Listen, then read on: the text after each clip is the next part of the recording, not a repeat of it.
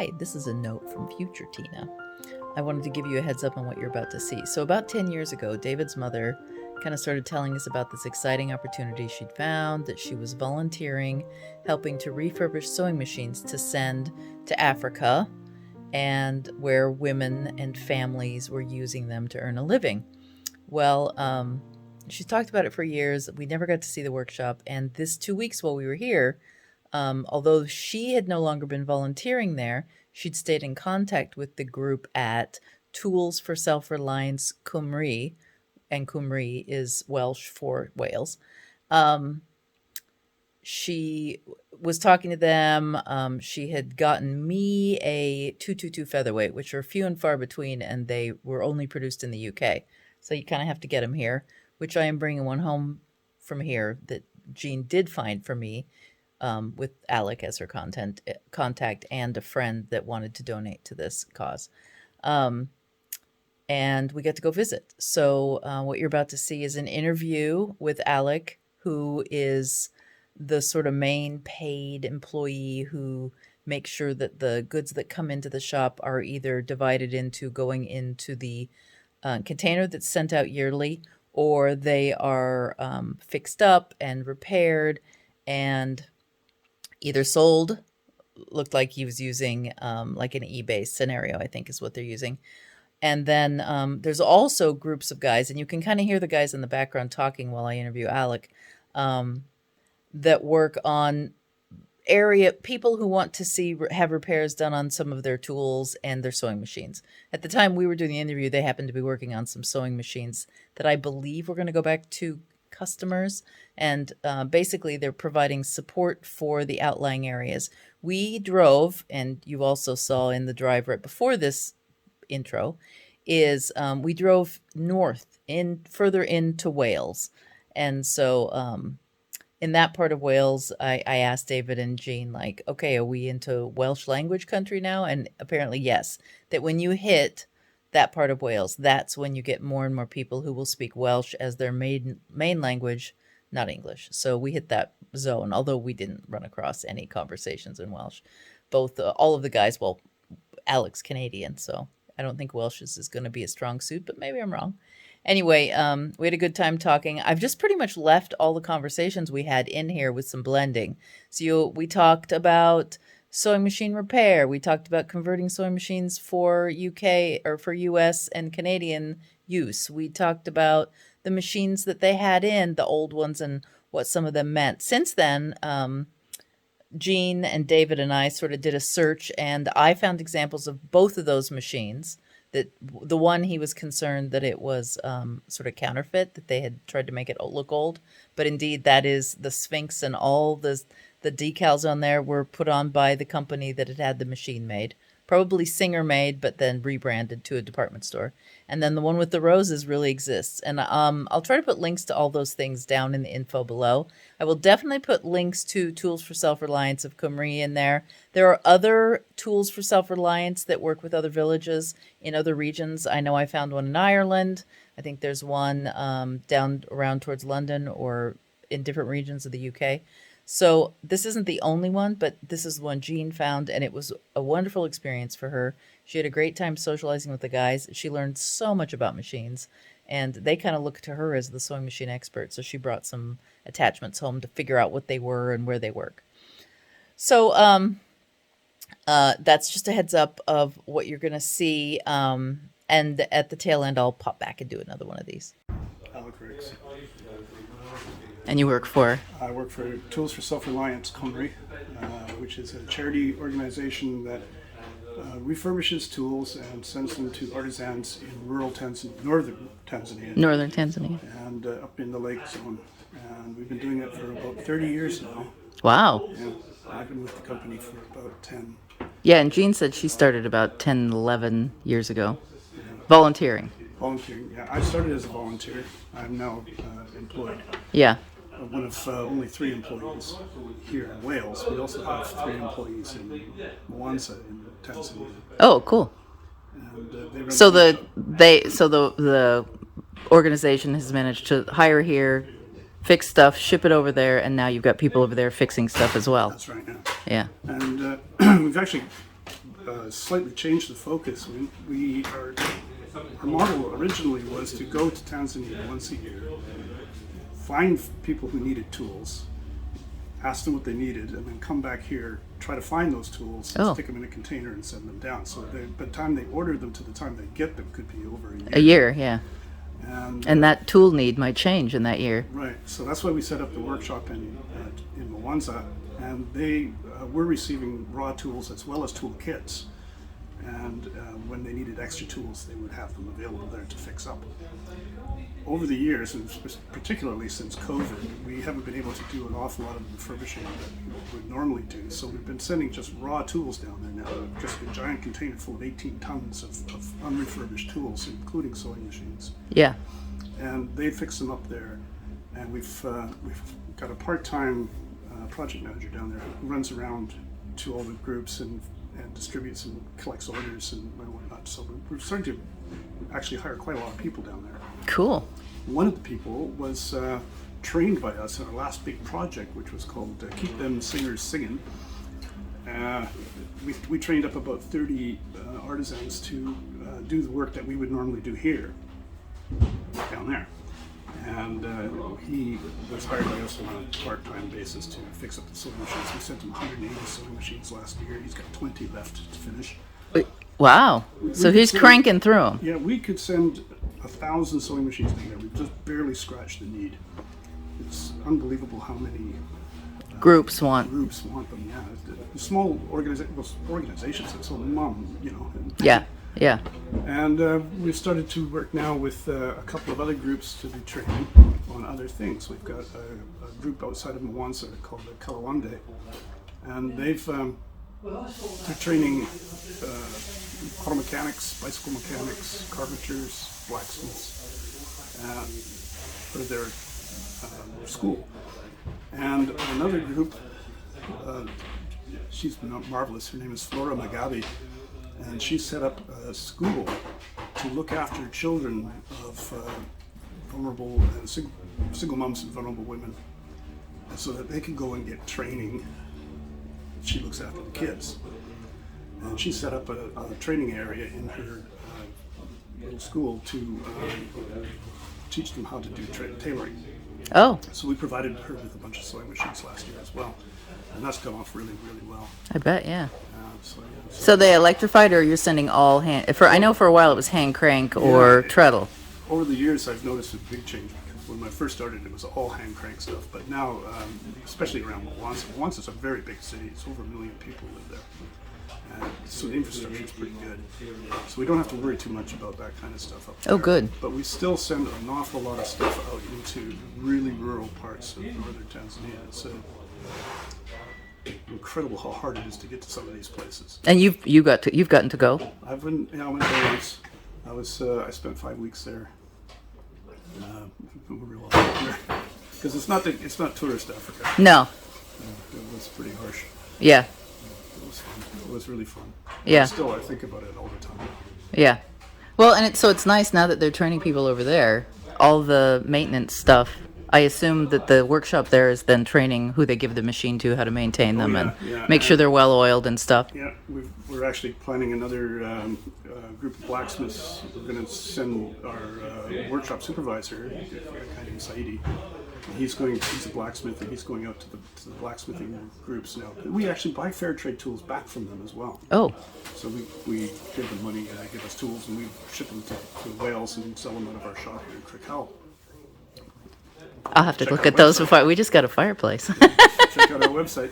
Yeah. Fair trade tools are really, really interesting, and they're all blacksmith made by hand in very rural forges, very rustic things, and they are all really high quality. And beautiful. Yeah, beautiful. Oh, wow. So yeah, it's worth taking a look. Oh, okay. We sell a lot of gardening tools. We're actually pretty different from most charities, because we actually self-fund about 80% of our requirement through our shop in Krakow, our online sales, and some eBay stuff, which is what you see behind you. Oh, okay. Oh, right here. Yeah, although much of that's been packaged up and sent now. Yeah. But little odds and sods like that antique saw set and whatnot, we wouldn't send that particularly to Africa, because it's a bit kinky. It's not quite right. Yeah. But it's good for collectors, so it helps us fund our projects. Yeah. And then how do you decide what? So you said if it's like collector worthy, you don't send it to Africa. No. We do try to sort of triage the tools that come in to look for things that are special, but we don't spend an awful lot of time doing that. It's mostly get the tools into the crates and into Get the them out. container. Is that your container I saw out there that's getting loaded? So you're what, about 3/4 of the way full? More now. I've only got about 4.5 feet Left? out of 20, so So it's about ready to go. Yeah, we're hoping to get it out by the end of October. How's shipping been? Because for me, shipping has exploded, like 2-3 times the cost it used to be. Yeah, we're not sure yet. We've got a quote to get the container from Dar es Salaam up to Mwanza, which is going to be, I think, somewhere around 10 million shillings. But it sounds like a lot, but it's not too bad really. But getting it on the ship and getting it down to Dar that's still on the works. We're still trying to find out how much it's going to cost. And when we're going to be able And to how do far, it. how it gets there, and yeah. That's our biggest expense. Well, it would be, yeah. It's always been our biggest expense. It's trying to get that thing down there. And then Gene said you also do like when there are fairs and things like that. Yeah. You sell That's another equipment and tools. Another way that we do fundraising is we'll accept any kind of tool. So if anybody wants to give us a tool, we'll take it. So if it's a garden rake or a Dutch hoe or any kind of bit of garden equipment, we don't send that to Africa. Oh. We fix it up here in Krakow and we sell it. We'll sell it out of our shop. We sell it online. We've got an online shop. Yeah. And we also go to all the big rock festivals and all the small village fairs and fetes and sell out of there. And it's Pays for the shipping container. yeah, it does. But we also do get some grant money, so Yeah. we can't say no to that. It's hard work, and it's been a really hard year for us. I bet. Yeah. We've had Well, I think it has been for even the normal nonprofit trade people. So, yeah. It's been really tough, and we're really concerned about the shipping costs this year because we've heard some horror stories. Yeah. And we've got a deadline because the plates on the container run out at the end of the year, so we have to get it off the ground pretty quick. Yeah. Huh. Interesting. Huh. So is there there is a website? Yes. Because if I have enough followers who want to donate money, it could. It could. I don't have that many. It's We're under 1,000, so it's not that great. start. Yeah. More than I've got. Oh, do you have a YouTube channel? Because I'll put it on. Oh, okay. You could do like little minutes of machines running and. We were sort of thinking about that, maybe getting a TFSR kind of YouTube channel going, but we just Not yet. can't find the time. Well, that is an issue. It took COVID for me to find the I time. guess. Yeah. Yeah. So yeah, it's tfsrcymru.co.org.uk. Okay. I'll find it, and there's like a place to put links and things, so I'll do that. All right. And then I hear you're from Canada. I am from Canada. How did you get to the UK? I met a woman. I'm still in the US. It made more sense for me to come here than for her to go there. So Oh, okay. That's how we worked it out. Yeah. And we lived in London for a while and moved to Wales because it was just so much more beautiful Yeah. And cost effective. and cost effective. Yeah. Yeah. I could actually afford to buy this. Yeah. Yeah. Yeah. Cool. Cool. All right. But you can buy the stickers, so I guess Yeah. you can just stick them on. But it might be authentic. I don't know. That's a lot of sticker. Yeah, And could you buy them then? well, this could have been done. I mean, look how it's Because you pretty did last fresh. week, right? You think so? It's Yeah. got like wear marks It's here got some though. bad tar up here too. So you Yeah. never know. And then right here, look at that, looks aged.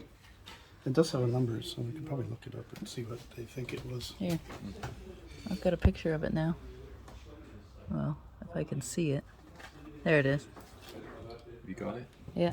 Except I'd have to go to. Yeah, half of the thing I like about him is the artwork.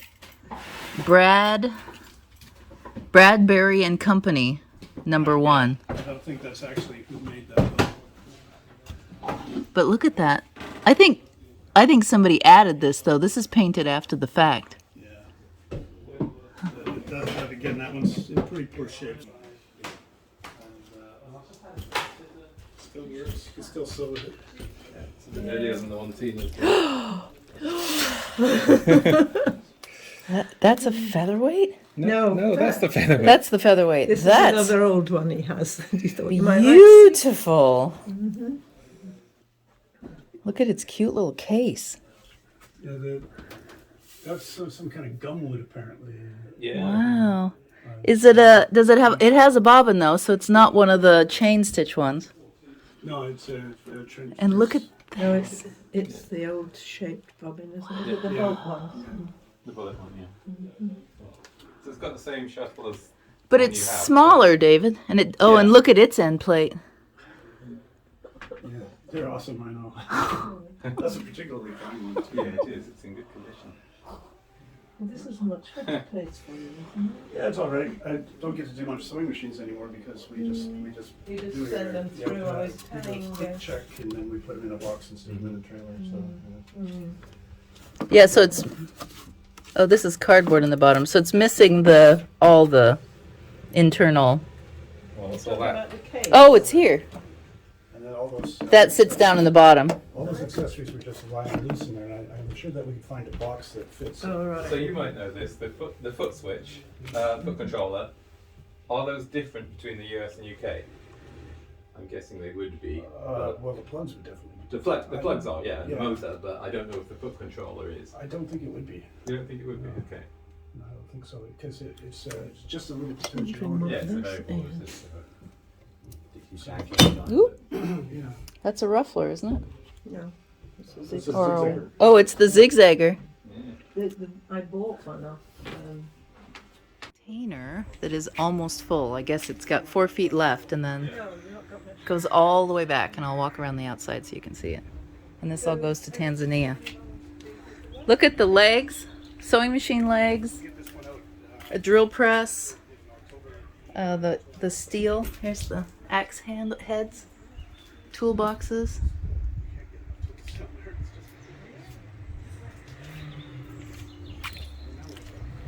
And then that's the container size.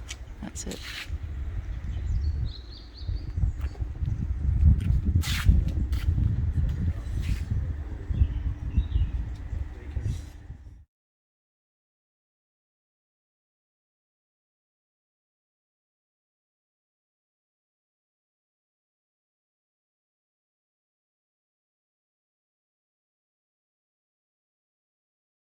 All right, I'm back. I hope you enjoyed that video. Tomorrow, I've already been, but tomorrow you get to see the video where I go up to the Museum of Lace up near Birmingham, and I'll tell you a little bit about the area, and I'll take you through the Lace Museum. And I didn't interview the curator of that museum, but we talked a lot, so I'll fill you in on all the stuff, all the information I learned. But that's what you'll see tomorrow. I hope I hope you got something out of this. And definitely, they need the Tools for Self-Reliance. If you're in the UK, donate some stuff. If you have an old sewing machine laying around that you don't need anymore, contact them to get it to them. If you want to just give them a cash donation to help pay for shipping, because goodness knows they're going to need it. I happen to know that shipping costs have exploded, so it's going to cost a lot to ship that container, and it needs to go like within the next month. And then, or go look at the tools that they were offering from the new blacksmiths in Tanzania and maybe get some to your house. I know I'm super interested in the sheep shears and the goat bells. They were out of goat bells, but in the future I might keep my eye on some goat bells because those would be fun on my back with my back gate or something. Anyway, I hope you have a good day. See ya. Bye.